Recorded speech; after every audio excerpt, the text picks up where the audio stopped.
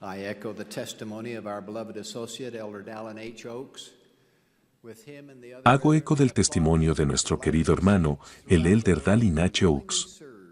Con él y las otras autoridades generales, aplaudo los esfuerzos de los santos de los últimos días de todo el mundo, que están ayudando de buena voluntad a edificar el reino de Dios.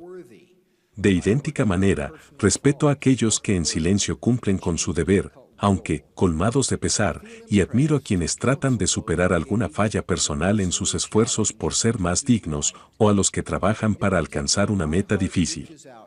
Siento la necesidad de hablar a aquellos que están embarcados en una lucha personal por hacer lo justo. En particular, el corazón se me conmueve por aquellos que están desalentados por la magnitud de su lucha. Sobre muchos descansan pesadas responsabilidades que a veces parecen difíciles de aguantar. He oído que a esos desafíos de la vida muchos tildan de imposibles de superar. Como médico, he conocido el rostro de la adversidad. He visto mucha muerte, agonía, sufrimiento y pesar. También he visto en apuros a jóvenes agobiados por sus estudios y a aquellos que se esfuerzan por estudiar otro idioma, y el cansancio y la frustración vividos por jóvenes padres ante el dolor de sus hijos. En medio de situaciones aparentemente imposibles, también he sentido ese gran alivio experimentado cuando al amparo de las Escrituras se logra un entendimiento profundo y personal de las cosas. El Señor instruyó repetidamente a los suyos en momentos de pruebas. Las Escrituras nos muestran que algunas de sus lecciones más perdurables las enseñó usando ejemplos impresionantes como la guerra, comunes como el nacimiento de un niño o evidentes como los peligros de las aguas profundas. Sus enseñanzas están frecuentemente basadas en el mutuo entendimiento, aunque con resultados poco comunes. Por cierto que uno podría decir que para enseñarles a los suyos el Señor emplea lo improbable. Las guerras, por ejemplo, han existido desde el comienzo de las épocas. Aún en circunstancias tan deplorables, el Señor ha ayudado a quienes han obedecido su consejo. En el campo de batalla, lo lógico siempre es que la victoria la gane el ejército más numeroso. Cuando Gedeón, el discípulo de Dios, guiaba a su ejército contra los madianitas, Jehová dijo a Gedeón: «El pueblo que está contigo es mucho, no sea que se alabe Israel contra mí, diciendo: mi mano me ha salvado». Entonces el Señor le dijo a Gedeón que redujera su ejército, y entonces el número decreció de 22,000 a 10,000. Después el Señor le dijo a Gedeón: «Aún es mucho el pueblo», y lo redujo una vez más. Por último quedaban apenas 300, y el Señor concedió la victoria a esos pocos. Más aún que de la guerra, se entiende del milagro de dar a luz a un niño. Todos saben que las mujeres ancianas no dan a luz. ¿A quién llamó el Señor para que diera a luz al primogénito de Abraham? A Sara, quien tenía 90 años de edad. Cuando se le dijo lo que habría de acontecer, ella hizo una pregunta lógica: ¿será cierto que he de dar a luz siendo ya vieja? De los cielos llegó la respuesta en forma de otra pregunta: ¿hay para Dios alguna cosa difícil? Tal como estaba decretado, Sara dio a luz a Isaac, quien llevaría el crucial convenio de Abraham hasta la segunda generación.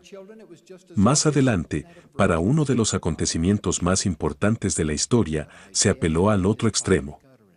De la misma manera que todos sabían que una anciana no podía dar a luz un hijo, resultaba obvio que una virgen tampoco pudiera. Pero Isaías había profetizado: «El Señor mismo os dará señal, he aquí que la virgen concebirá y dará a luz un hijo, y llamará su nombre Emmanuel». Cuando se le informó a María de su sagrada responsabilidad, el ángel volvió a asegurar: «Porque nada hay imposible para Dios». La expresión «agua profunda» implica peligro. A ese mismo riesgo se enfrentaron los israelitas cuando Moisés los guió hacia el Mar Rojo. Más adelante los guió Josué al río Jordán, cuando estaba desbordado. En ambos casos, las aguas fueron divididas mediante intervención divina para que los fieles pudieran llegar a salvo a su destino. Para enseñarles a los suyos, el Señor emplea lo improbable. Pasando a nuestra época, ¿se han preguntado alguna vez por qué el Maestro esperó tanto tiempo para llevar a cabo la prometida restauración de todas las cosas? Cualquier competidor sabe a lo que se arriesga al permitir que su contrincante le saque demasiada ventaja. ¿No habría sido la obra de la restauración de la iglesia más fácil si se hubiera efectuado antes? Suponed por un momento que cada uno de vosotros forma parte de un equipo. El entrenador os dice, vais a entrar a la cancha. No solo tengo el deseo de que ganéis, sino que tengo la seguridad de que vais a ganar. Pero será un encuentro muy reñido. El tanteador en estos momentos es 1.143 millones contra 6. Vosotros vais a jugar en el equipo que cuenta con 6 puntos. Esa enorme cifra era la población aproximada del mundo en el año 1830, cuando se organizó oficialmente la Iglesia Restaurada de Jesucristo, con un total de 6 miembros. El acontecimiento se verificó en una remota zona rural. Conforme a las normas del mundo, sus líderes eran incultos y sus seguidores por demás comunes. Pero con ello se dio comienzo a la obra y se revelaron las responsabilidades. El Evangelio sería predicado a toda nación, tribu, lengua y pueblo. La gente común sería santificada. Se llevaría a cabo la obra de la redención a favor de los muertos. Y así comenzó la gran dispensación de los últimos días, y esas 6 personas eran las encargadas de inaugurarla. Lo que es más, cuando el profeta José Smith fue recluido injustamente en una cárcel distante, en la obscuridad de su celda, el Señor le dijo, los extremos de la tierra indagarán tu nombre. Si a alguna faena se le podía tildar de imposible, a las mencionadas les caería muy bien la distinción. Pero nuestro Señor había dicho, para los hombres esto es imposible, mas para Dios todo es posible. Para enseñarles a los suyos, el Señor emplea lo improbable. Siglo y medio después del acontecimiento, el peso de esa oportunidad descansa sobre nuestros hombros. Somos los hijos del legado noble y debemos seguir adelante a pesar de nuestro estado preordenado de vivir en crucial desventaja y enfrentarnos a tamaña oposición. Aguardan a la Iglesia y a cada miembro divinamente comisionado enormes desafíos que permitirán el progreso personal y el servicio al prójimo. ¿Cómo se puede lograrlo? Imposible. Aprended y obedeced las enseñanzas de Dios. Las Escrituras nos enseñan que tendremos ayuda de los cielos para cumplir cada deber impuesto por los cielos. Para lograr lo imposible, las Escrituras mencionan frecuentemente 3 requisitos básicos. El primero de ellos es la fe. Se trata del primer principio del Evangelio. Así lo enseñó Pablo en su epístola a los Hebreos, afirmando que fue mediante la fe que se efectuaron las grandes obras de Noé, Abraham, Sara, Isaac, Jacob, José, Moisés, Josué y otros. Los profetas del Nuevo Mundo también enseñaron en cuanto a la importancia fundamental de la fe. Moroni dijo que estaba constituida por las cosas que se esperan y no se ven, y después advirtió a los escépticos, no contendáis porque no veis, porque no recibas ningún testimonio sino hasta después de la prueba de vuestra fe. Después habló de líderes cuya fe precedió a sus hechos milagrosos, entre otros Alma, Amulek, Nefi, Leí, Amón, el hermano de Jared, y los 3 a quienes les fue prometido que no padecerían la muerte. El Señor enseñó personalmente esta verdad a sus discípulos. Si tuviereis fe, les dijo, nada os será imposible. La fe se nutre del conocimiento de Dios. Proviene de la oración y de las palabras de Cristo por medio del estudio de las Escrituras. Al segundo requisito lo llamo enfoque. Imaginaos un par de binoculares. 2 sistemas ópticos se unen para enfocar 2 imágenes independientes en una vista tridimensional. Para poder aplicar esta analogía, digamos que la escena del lente izquierdo representa la percepción que vosotros tenéis de vuestro deber. La del lente derecho representa la manera en que el Señor ve vuestro deber, o sea, la parte de su plan que Él os confió a vosotros. Ahora unid vuestro sistema óptico al de Él y haced un enfoque mental.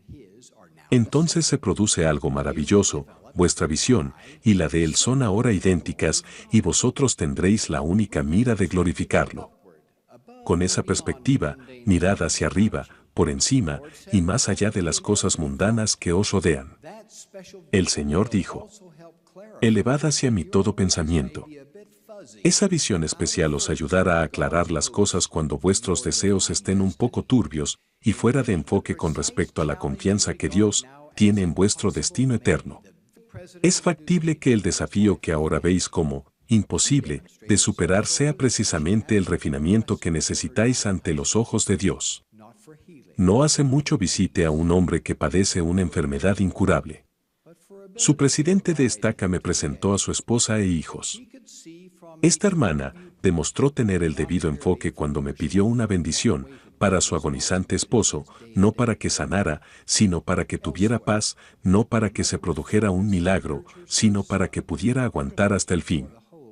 Ella podía ver desde una perspectiva eterna, no desde la perspectiva de la carga impuesta por las responsabilidades diarias. En otra parte hay una madre que cuida de su hijo lisiado de por vida. A diario ella agradece a nuestro Padre Celestial por el privilegio de ser madre de un niño, para quien el valle de dolor de esta vida mortal será misericordiosamente breve. Su enfoque es de naturaleza eterna. Con este tipo de enfoque, las pruebas imposibles de alterar se hacen posibles de soportar. El tercer requisito al que se refieren las Escrituras es difícil de resumir en una sola palabra, así que emplearé dos para describirlo: fortaleza y valor. Repetidamente las Escrituras unen estos dos atributos de carácter, particularmente cuando se debe hacer frente a pruebas difíciles. Tal vez sea más fácil ilustrar este requisito que definirlo. Encontramos en los pioneros un buen ejemplo. Ellos cantaban: ceñid los lomos con valor. No temían morir antes de llegar. Entre ellos se encontraban Johan Andreas Jensen y su esposa, Petra, quienes habían partido de su Noruega natal en 1863. Llevaban con ellos a sus pequeñas gemelas de 6 semanas de edad. En el penoso viaje, realizado tirando de carros de mano, una de las pequeñitas murió. La otra, que sobrevivió, es mi abuela Nelson. En la actualidad, en la iglesia sabemos de pioneros tan fuertes y valientes como aquellos.